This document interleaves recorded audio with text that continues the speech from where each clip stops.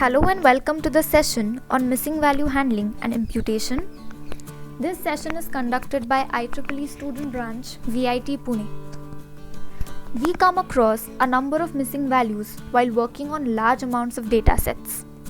Today, we will learn about the different types of missing data and how to handle them. To begin with, let us look at this data set containing the columns employee ID, salary, and years of experience. What we observe here is that a lot of spaces from the column salary and years of experience are left blank, which means that we have missing data in the table.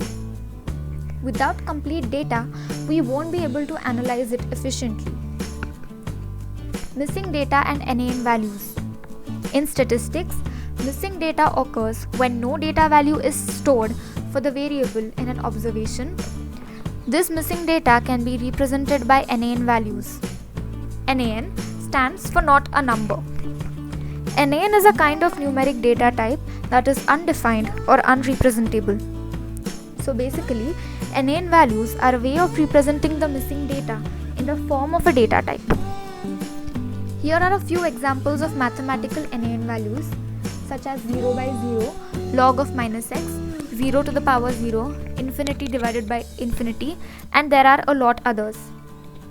Please note that mathematical NaN values mean that the number is not defined, and in statistics, NaN value means that the data in the place of that NaN value was simply unavailable. Now let us look at the types of missing data. Our first type is missing completely at random, or MCAR. This type of missing data is not related to the independent variables or the outcome. The missingness has nothing to do with the factor that is being studied.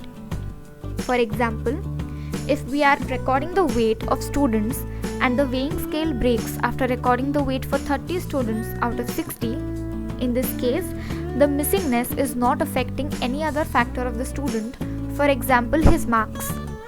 Thus we call it missing completely at random.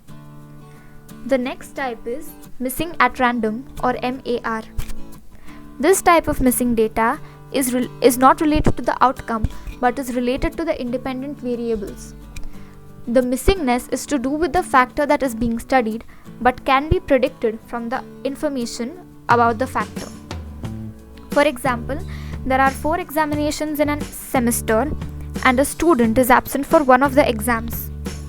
Then we can calculate his average marks for that exam based on his performance in the other examinations. The third type is missing not at random, MNAR. This type of missing data is related to the outcome, but the data cannot be obtained from the factor.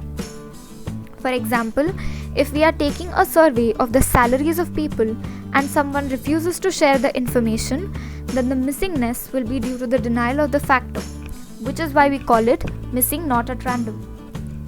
So the question is, why should we get rid of NaN values?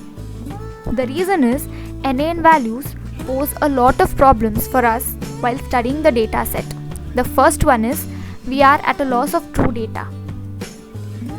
NaN values reduce the accuracy of the outcome. These values behave as empty strings and thus end up taking a lot of memory. Here is a simple flowchart which tells us how to go about the handling of missing data.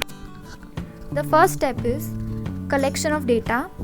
The second step is identifying the missing values and marking them. And the third and the most important step is handling of the missing values. Handling of the missing values can be done by 2 methods. The first one is drop method.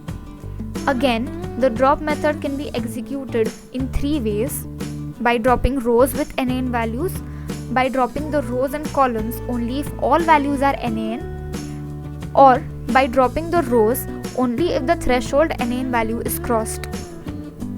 The fill method, on the other hand, can be done using 2 ways, that is by using pandas or by using simple impute. Now let us look at the drop method. In this method, an entire row or column containing all or some null values are deleted from the dataset. However, this is not the most efficient method as we tend to lose a lot of existing data along with the null values just by dropping the row or column. This method is useful only when there are less number of NaN values or when it is unable for us to handle the NaN values. The next method is fill method. In this method, NaN values are replaced by either mean, median or mode of the rest of the data from that column. Mean is the easiest way to replace the NaN value as it is easiest to impute the mean, and the value is never an outlier, so it doesn't affect the outcome. The median value is always from the data, and mode can be used for both numerical and non-numerical data. But while choosing between mean, median and mode, it is important to consider a few conditions. Let us look at the table to the left. The column of number of children has a couple of NaN values.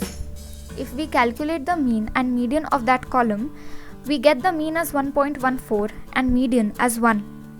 Now, the number of children cannot be 1.14 or any decimal number. Thus, we fill it with the median, that is 1.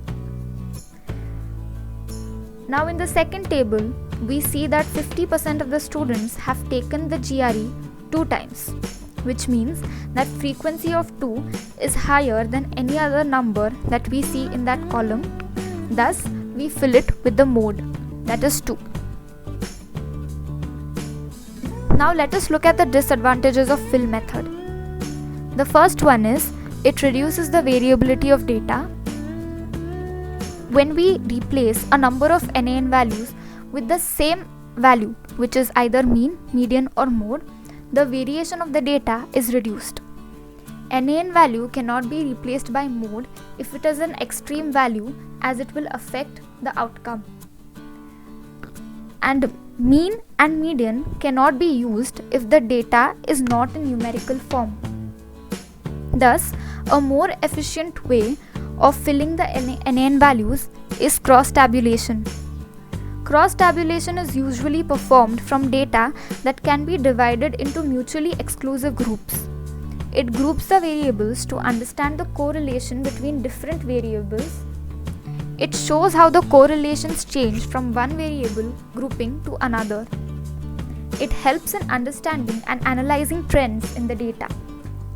For example, if we have a data set with one of the variables as gender, we can divide it into mutually exclusive group of 2 as males and females.